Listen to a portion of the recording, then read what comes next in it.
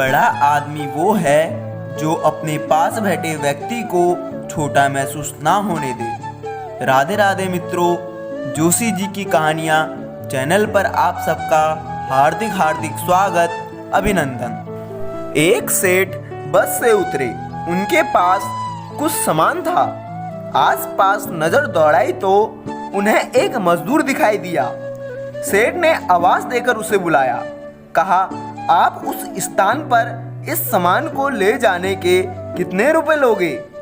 मजदूर बोला, साहब आपकी जितनी मर्जी हो उतने दे देना, लेकिन मेरी एक शर्त है, जब मैं सामान लेकर चलूं तो रास्ते में या तो आप मेरी सुनना या आप मुझे सुनाना। सेठ ने डांट कर उसे भगा दिया और किसी अन्य मजदूर को देखने लगे। लेकिन आज वैसा ही हुआ जैसे राम वन गमन के समय गंगा के किनारे केवल केवट की ही नाव थी। मजबूरी में सेठ ने उसी मजदूर को बुलाया। मजदूर दौड़ कर आया और बोला, आपको मेरी शर्त मंजूर तो है ना? सेठ ने स्वार्थ के कारण हाँ कर दी। सेठ का मकान लगभग 500 मीटर की दूरी पर था।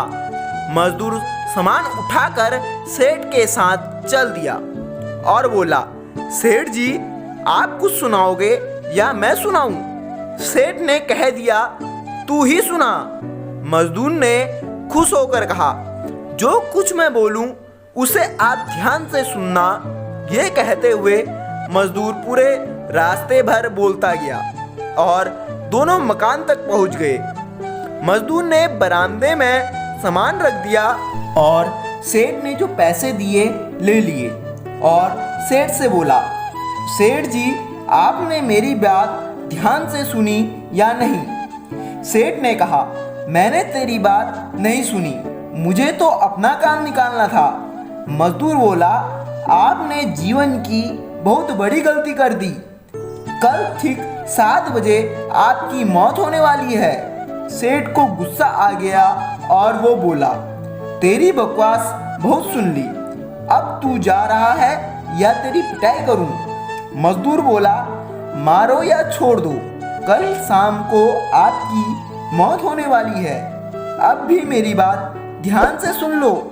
अब सेठ जी थोड़े गंभीर हो गए और बोले, सभी को मरना है, अगर मेरी मौत कल शाम को होनी है तो होगी, इसमें मैं क्या कर सकता हूँ? मजदूर बोला, तभी तो कह रहा हूँ, अब भी मेरी बात ध्यान से सुन लो। सेठ बोला, सुना, ध्यान देकर सुनूंगा। मजदूर बोला, मरने के बाद आप ऊपर जाओगे तो आपसे पूछा जाएगा कि हे मनुष्य, पहले पाप का फल भोगेगा या पुण्य का? क्योंकि मनुष्य अपने जीवन में पाप और पुण्य दोनों ही करता है। तो आप कह देना कि पाप का फल भुगतने के लिए तैयार हूँ, लेकिन पुण्य का फल आंखों से देखना चाहता हूँ। इतना कहकर मजदूर चला गया। दूसरे दिन ठीक 7 बजे सेठ जी की मौत हो गई और सेठ जी ऊपर पहुँचे तो यमराज ने मजदूर द्वारा बताया गया प्रश्न पूछ लिया, पहले पाप का फल भोगना चाहते हो या पुण्य का? सेठ ने कहा, पाप का फल भोगने के लिए तैयार हूँ, लेकिन जीवन में मैंने जो भी पुण्य किया हो उस पुण्य का फल मैं अपनी आंखों से देखना चाहता हूँ। यमराज बोले, हमारे यहाँ ऐसी कोई व्यवस्था नहीं है, यहाँ तो दोनों के फल भुगवाए जाते हैं। सेठ ने कहा, तो फिर मुझसे पूछा क्यों? पूछा है तो उसे पूरा करो। धरती पर तो अन्याय होते देखा है, पर यहाँ भी अन्याय होगा।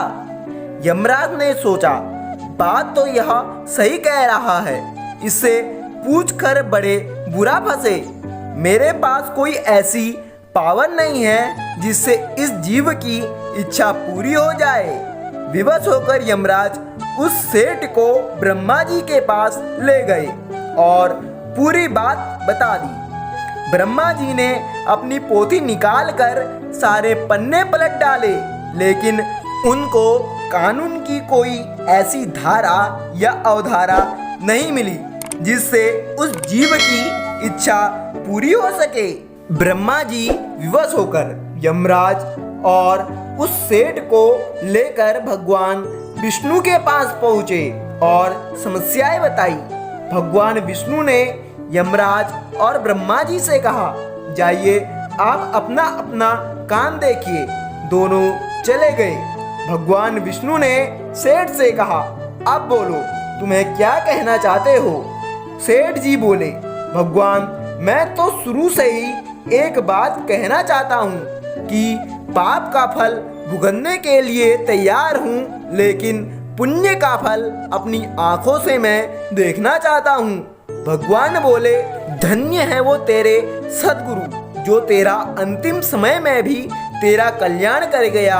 अरे मूर्ख, उसके बताए उपाय के कारण तू मेरे सामने खड़ा है। अपनी आंखों से इससे बड़ा पुण्य और क्या देखना चाहता है। मेरे दर्शन से तेरे सभी पाप भस्मीभूत हो गए। तो दोस्तों, हमें बचपन से ही सिखाया जाता है कि हमें गुरुजनों की बात बड़े ध्यान से सुननी चाहिए। पता नहीं कौन सी बात कब काम आ जाए। अगर आपको हमारी ये कहानी अच्छी लगी तो चैनल को सब्सक्राइब अवश्य करिएगा। धन्यवाद।